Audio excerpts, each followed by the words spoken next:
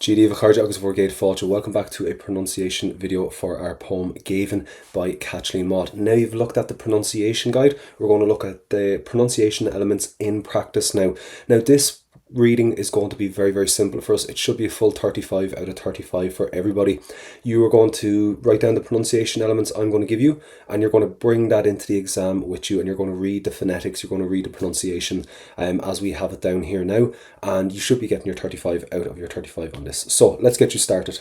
As always, we are going to go for, we read out the title of the poem, and then we read out the poet, and then we will start. So let's have a look at the first piece of information here, and it's Géibheann.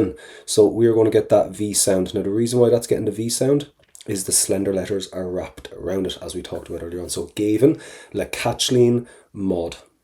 So the first line that we have here is An V May. So we're going to pop the letter V above that, and again, the reason why that's getting a V sound is the slender letters are wrapped around it. So An V May, An V Alta, Os Na. Now we're going to come to this letter here, Cho. So we have to get a ch sound, as in chin or rich. So we're going to go for cho chrasa, cho chrasa. And again, we're not going to go for that ck sound like k, cho chrasa. So the H kind of silences out the letter C a little bit, cho chrasa. A will, clú, agus coil, mo scéibh. So we're going to go for a V sound there. I will clú agus coil mo scéibh. Now the next one we have here, right, I am going to do two things for you. Number one, we are not going to pronounce the F, that has to go. And what we're going to do is we're going to go for an ing sound, something close to ing. And because we have a th, H means shevu, and shevu means we soften or silence the letter before it. So we're not going to pronounce the T.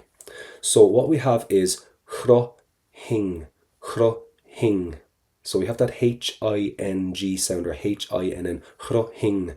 So I would shake chro-hing, crinche na cuille, crinche na cuille. So make sure you get that crinche, make sure you get that ch as in chin towards the end.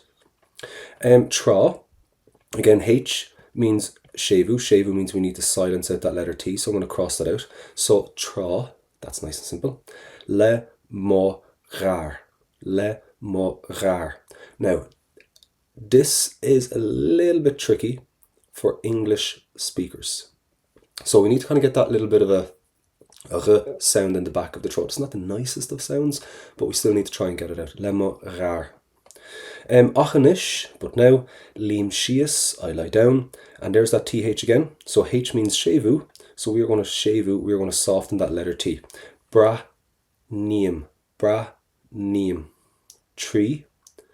Now here you have a th. Oh, sorry. So we have a th, so we're going to silence out that letter T. And we have an sh, so you're going to silence out that letter S. See, this is what we're listening for, that you know how to pronounce Irish words. That's why the video before this is really important. So, brachnim tri lia hul. Lia hul. No letter T, no letter S, because the following letter is a H, which silences out. Éireann gran. Now this is an uru. Uru means eclipses, and that's exactly what you're going to do. You are going to eclipse, you're going to jump across straight into that letter R. That's what we call it an uru. Uru means you eclipse the sound, you completely pass out the sound. So we go for a G or gran. Éireann gran, Einrich shin, hull. And again, H means we silence out the letter beforehand. Éireann gran, Einrich shin, hull. Tagan na céite díne chuile lá. Tagan na céite díne chuile lá. Now, this is one of my favorite letters to pronounce in Irish. It's a DH. It can be pronounced two ways, depending on the vowel that you have wrapped around it. Whether you put a broad vowel or whether you put a slender vowel.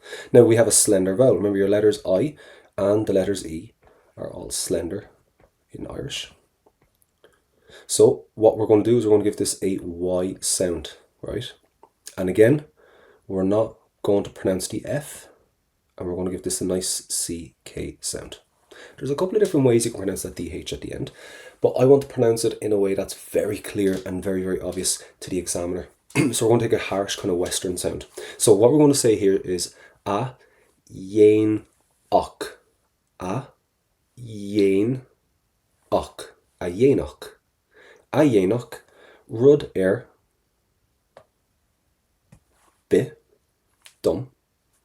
Ach me a liggen amach. Ach me a liggen amach.